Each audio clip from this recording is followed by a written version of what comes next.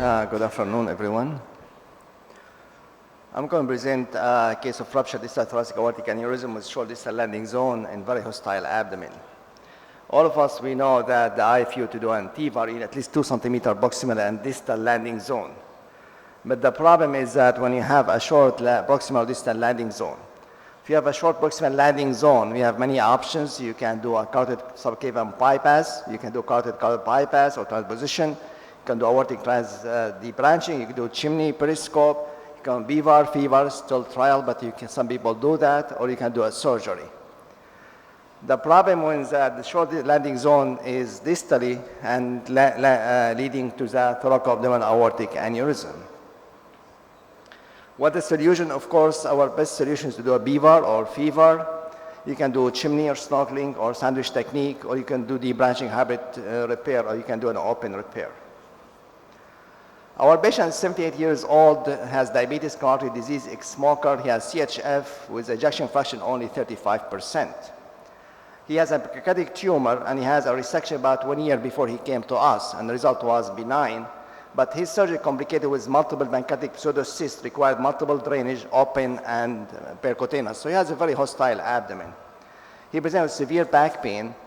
CT angiogram revealed 2 large mid-thoracic 6.5 centimeter and distal thoracic 8.9 centimeter sacral aneurysm, almost container ruptures, and occluded left common iliac artery, but patient is asymptomatic from the leg standpoint.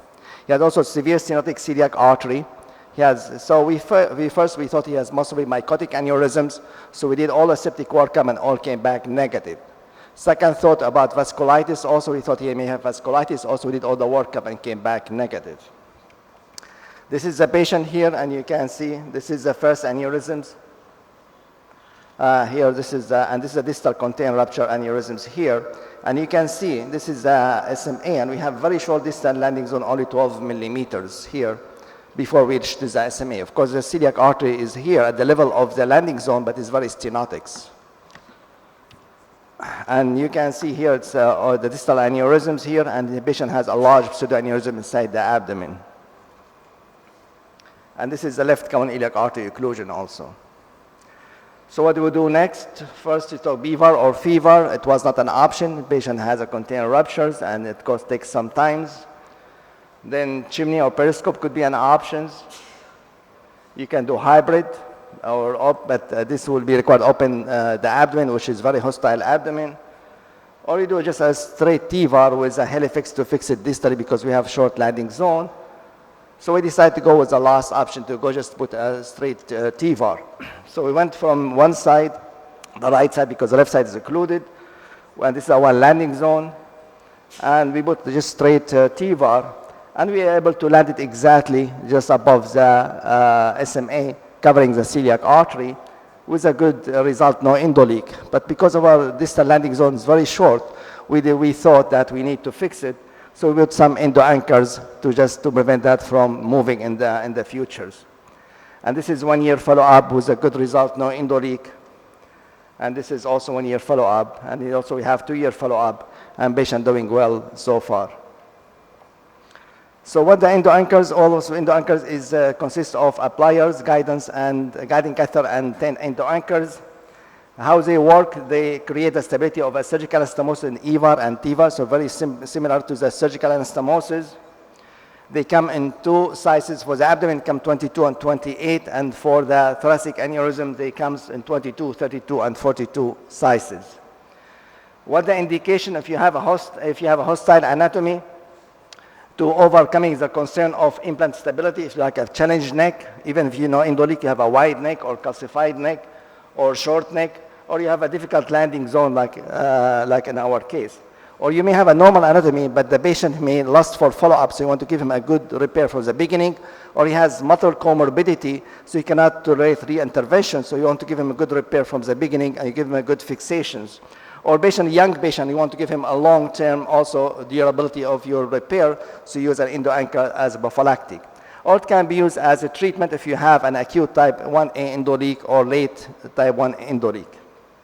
It's being tested with all devices and to work with all devices available in the market. The contraindication if you have a molar thrombus more than 2 millimeters thickness and 180 of circumference, because the EndoAnchors goes bypass the wall only 2 millimeters. So if the wall is far from, if you have a thrombus more than 2 millimeters, it will not work. If you have post-porcelain aorta, and if you have loss of graft opposition with resulting gap more than 2 millimeters, of course you cannot use it in LX device or EVAS system. How many EndoAnchors we use? If the aorta size is less 28, is 2 EndoAnchors. We put 4 EndoAnchors. We put the LAO 30 and 45 degrees, so you can put 2 anchors. Then we move our C-arm RAO 30 to 40 degree and put another 2 EndoAnchors. If the aorta, if the aortic size more than 29 millimeters, then you need to put 6 EndoAnchors at least. You can put more, but at least you need 6 EndoAnchors. Again, you go 30 degree LAO, then RAO 30 degree, and then you go 90 degree lateral. If you have a type 1 endoleak, then you try to put your all EndoAnchors around the endoleak by moving the C-arm in about 10 to 20 degree increments.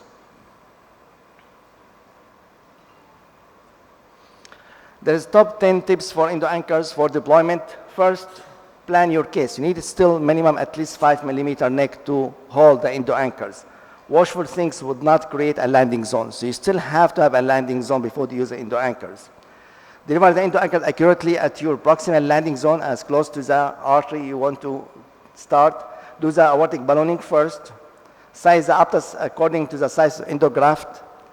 If you want EndoAnchors in the arch, you need to undersize the aptus guidance so you're able to put EndoAnchors in the outer curve of the arch. Place the gantry at 90 degree. Make sure you make a contact and penetrate the aortic wall. Anchors at the proximal fabric edge of the endograft. Deploy at least, sometimes it's better to deploy 2 rows of EndoAnchors in the neck. And finally, space the EndoAnchor circumferentially. It's very important to do a C-arm position. Like, so if you see like a circle, this is very wrong. So you're not perpendicular to the wall, so you have to have an L shape. So you be sure are perpendicular to the wall so you can penetrate it with the EndoAnchors. Don't use undersizing because if you have a smaller guiding catheters, they will not have enough support to push it through the wall, so the EndoAnchor will not penetrate the wall. So sizing is very important. As I said, in aortic arch, we usually use 2 guiding catheters. We use a normal size one. I use the smaller one to get up to the outer curve of the arch. If you any data to support that, we have an anchor registry which has 2-arm primary, which is used as prophylactic or acute 1A type endoleak, and the revision arm. It has 2 arms. They have about 593 subjects, and they use different type of devices between Medtronic, Cook, Gore, Jotex, and others one. And this is a characteristic of patients, and about 77% they have an hostile neck, so majority have a hostile anatomy. And they found if you use it as a prophylactic, even if you do it for hostile anatomy, especially with the neck, then still your endoleak only 1.7%, and graft migration is about 0%. So using prophylactic, it is advisable, and it will demonstrate no migration and less than 2% type 1 endoleak in primary prophylactic cases, even with a hostile neck. What if you use it therapeutic? We have 2 arms if you use an acute or late.